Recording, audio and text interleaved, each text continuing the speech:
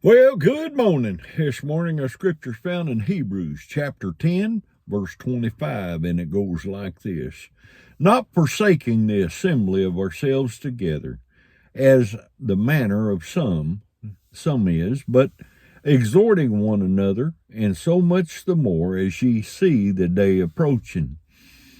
There was a new pastor showed up at a little church in Oklahoma, and so the first week he was there, he just went down the church member roll and going and visiting with them and he talked to each one of them and told them he's the new pastor and like to see him at church Sunday. Well, the following Sunday, after he did all of that, he got to church and there still wasn't nobody there at that church. No. So he put a newspaper ad in that there's going to be a funeral for the church. And so, sure enough, he set a time and a date. And here's a whole bunch of people just trying to figure out what are they talking about. You know, what kind of funeral, of a church. The church's dead. They don't have funerals for churches, so a lot of people showed up.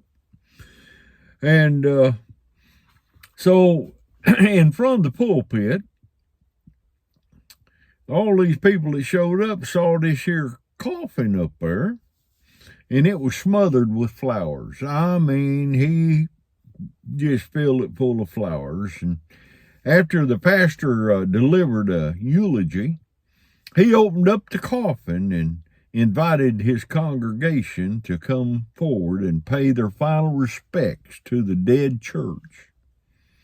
Filled with curiosity, I can only imagine. Here, all these people that showed up, they walked by. But the pastor, you see, he was pretty, he was thinking ahead. He placed a mirror lengthways in that coffin. So when they went up to look over to see who was in the coffin, they seen themselves, an image of themselves right there. You know, unfortunately, we have a lot of dead churches. People just don't show up to church no more. Why? Because they backslidden. Oh, I'll watch TV, church. Big deal. You also sit there and watch a blue tube and movies that you shouldn't be seeing. And you know it. You know it. Folks, these little churches are drying up. And I know Satan's behind it. The pandemic shut the churches down, and they never did return. And most of them still think, oh, yeah, I'm a Christian. No, a child of God is going to show up every time that door is open. They want to be fed.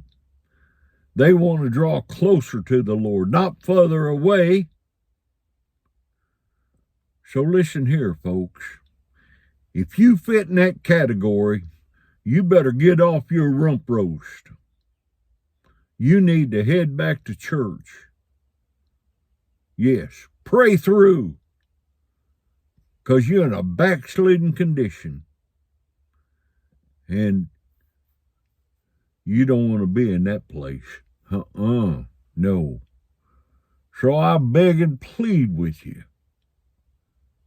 Don't stay at home. Don't be watching preaching on TV on Sunday just because you're too lazy to get up and go to church.